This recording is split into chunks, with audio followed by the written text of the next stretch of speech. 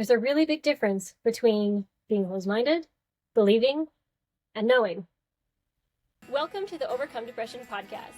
The tools you learn here can make depression a part of your past, allow healing regardless of your present circumstances, and offer hope for your future.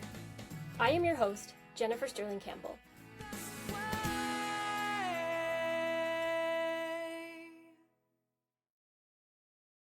From here on out, I really need you to be a truth seeker. And I really need to emphasize that you not just listen to and take everything I say as ultimate truth. I am not God. I am a fallible human being. I will certainly say things, and I probably certainly believe things that aren't completely true. Do I believe them? Yes. But I'm imperfect. And so I want you to be able to access your own intuition, to know what you need and what maybe you don't need in this program, what you need to take in and maybe what to leave behind. As your mentor, I will do the best I can to bring you truth, but you have to be the ultimate source for that truth as you tune into your higher power. I call mine God and Jesus Christ.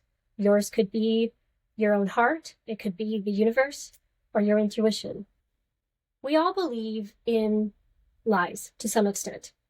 And I think that it takes a brave person to take a hard look at their belief system or things that trigger us, because usually if we're triggered by something, there's a lie there. And certainly if you're suffering from depression, there's a lot of lies there that we're trying to uncover and help you to let go of.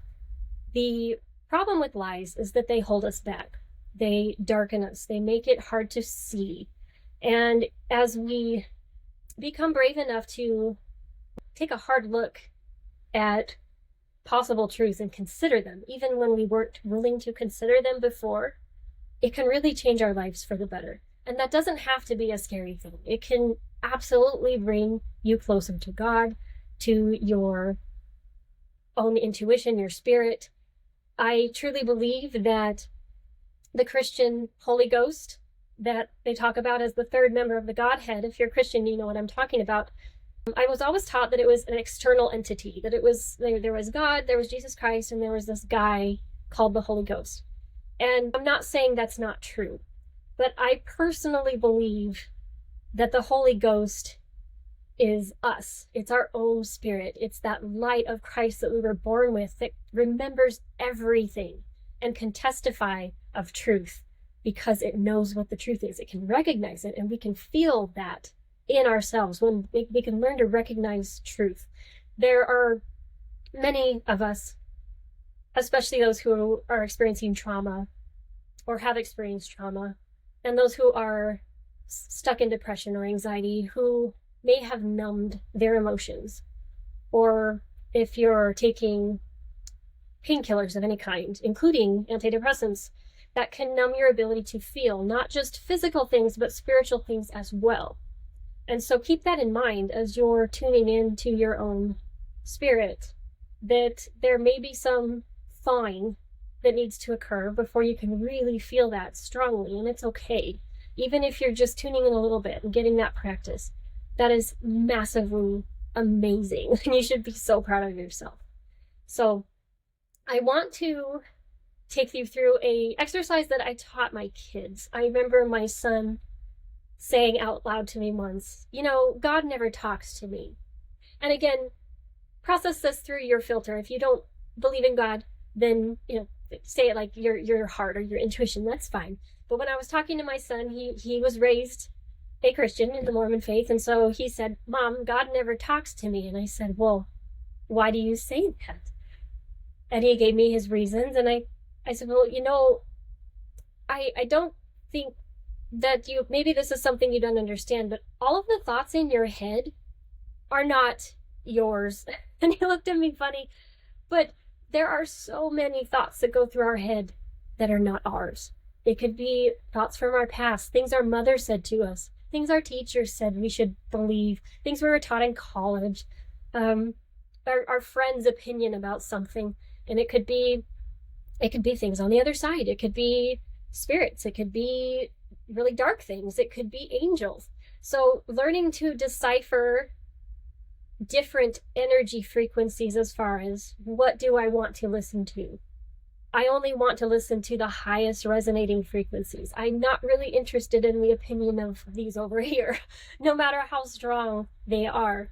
And I've also recognized that whenever there is a feeling of fear behind a answer, that is the wrong answer, period.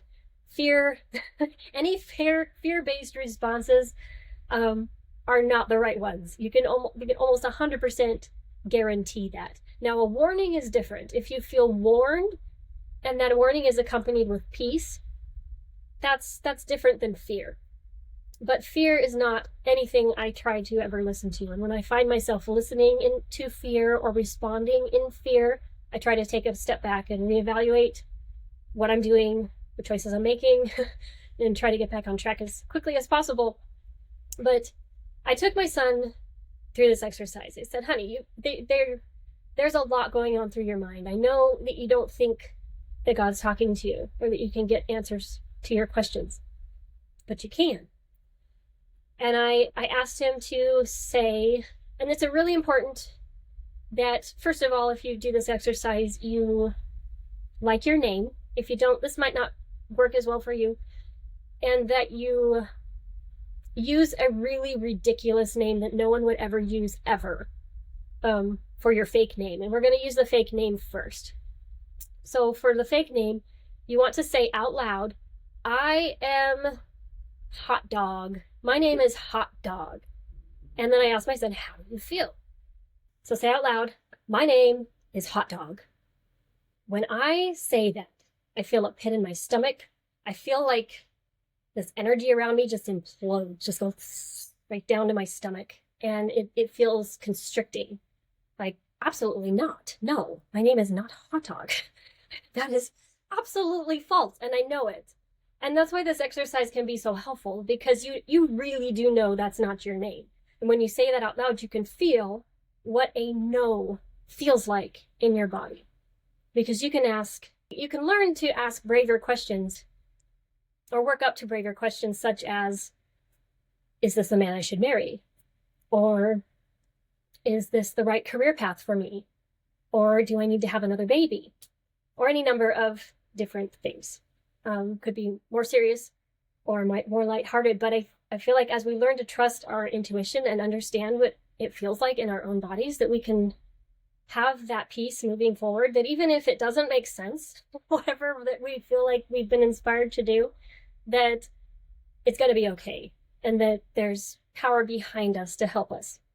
So now that we've said the wrong name, I want you to say your name out loud. So you're going to say, my name is, and then your name. I'm not going to say mine because I don't want to confuse you. Say, my name is, and you could do it several times and listen to your body. Feel what's going on in your body. Where do you feel that yes?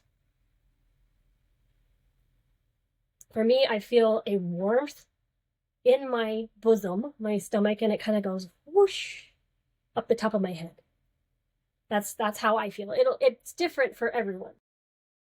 And the last thing I want to mention is there's often there's things inside of us often that want to believe or want to do things that maybe we're not supposed to do. So, for example, maybe I really, really want to go on this trip, or I really, really want to buy this thing, and I'm asking God or my source, can I please put this money on the credit card so I can get this thing that I really feel like I need right now?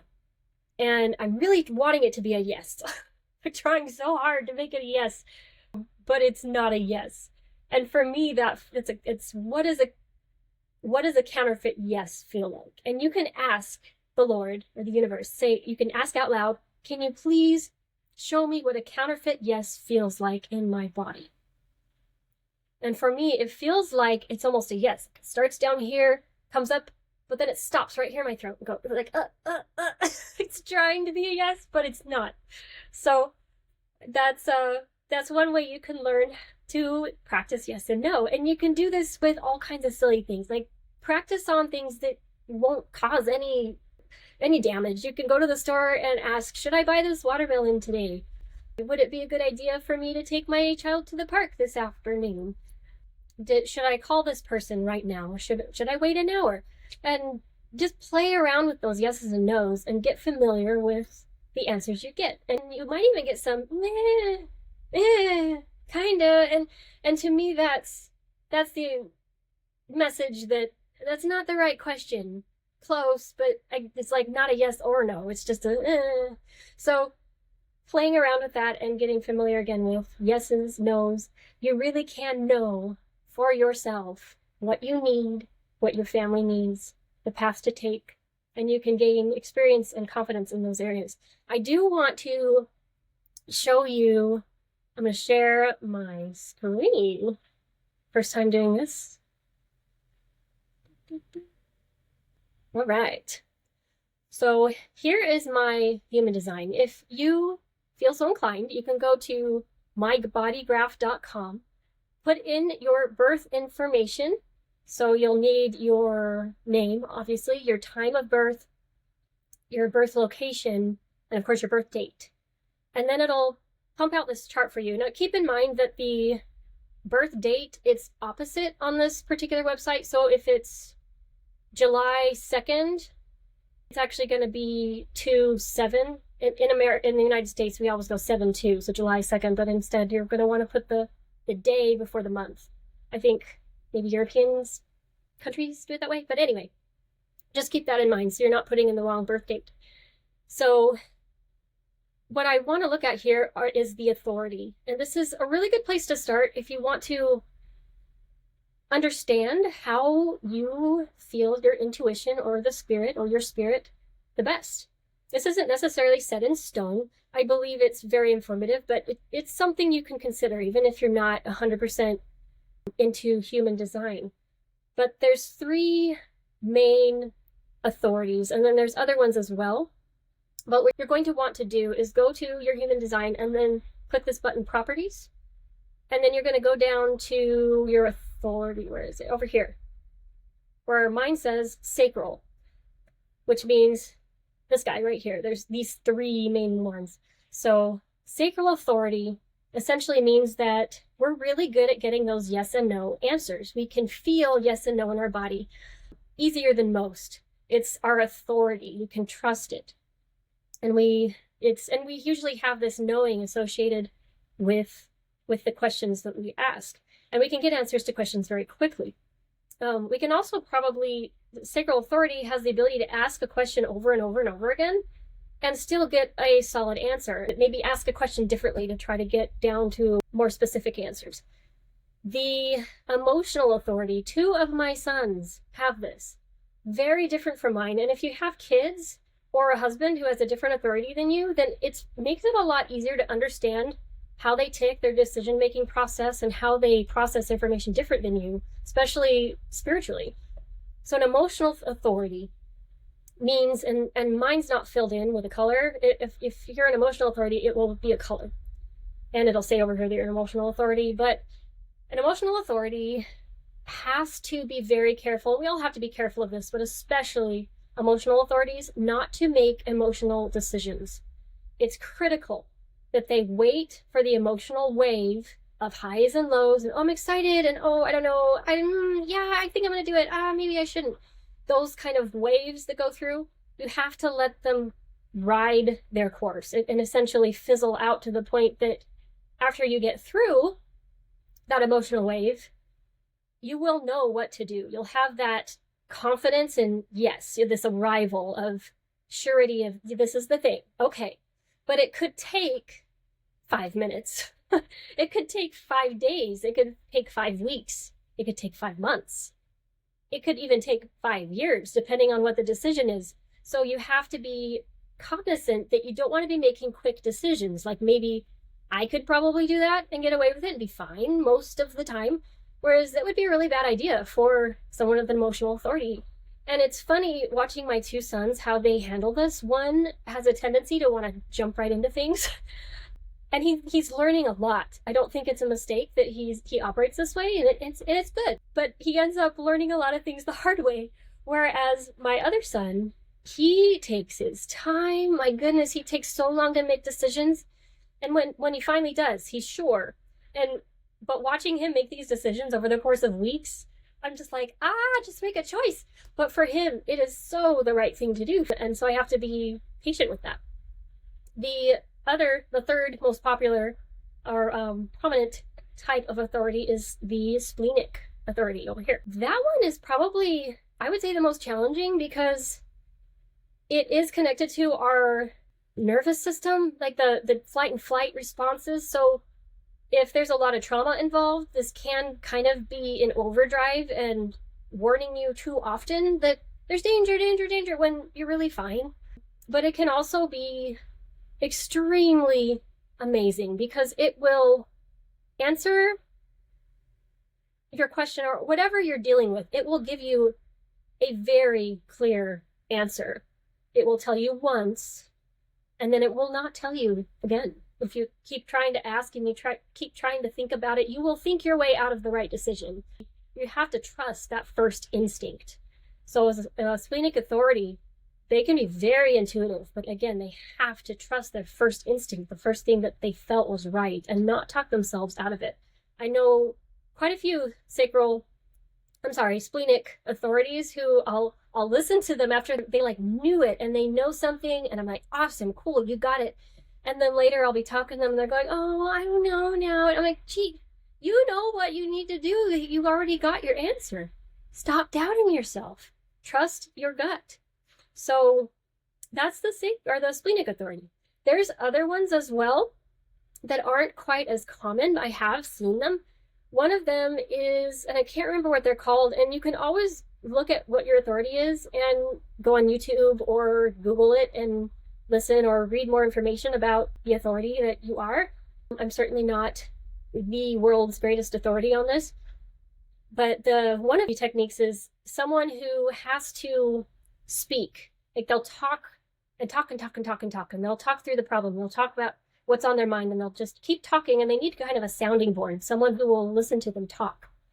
And they will figure out what they need to do by listening to themselves talk. It's almost like, I can't remember what the authority is called, but that one's kind of cool. There's another one that's, I think, even more rare and kind of almost sounds selfish, but if this is you, this really what you need to do. And you may have been told in your life, oh, you're selfish. You only do what you want to do. But literally, their intuition comes from doing what they want. If they feel inclined to do something, they are supposed to do it. So as an extra credit, I would suggest practicing yes and no questions and finding out what your human design is and maybe considering what your best source of authority or intuition is. I want to leave you with a quote by Tom Hobson, Teacher Tom. I don't know who that is, but the quote's awesome. It says, we've been taught by the ethics of the therapeutic state that science is made up of hard facts, when in fact, it is nothing more or less than a process by which theories are offered up as possible truth, then rigorously tested, and almost always found flawed. So again, don't listen to everything you hear. Don't listen to something just because it's authority or because they have a certificate or because it's science. You have to listen to your inner voice. That is the ultimate truth. Be brave enough to ask God the tough questions, eventually. And I want to leave these thoughts with you and challenge you to practice. Again, my name is Jennifer Stirling-Campbell, and this is the Overcome Depression podcast.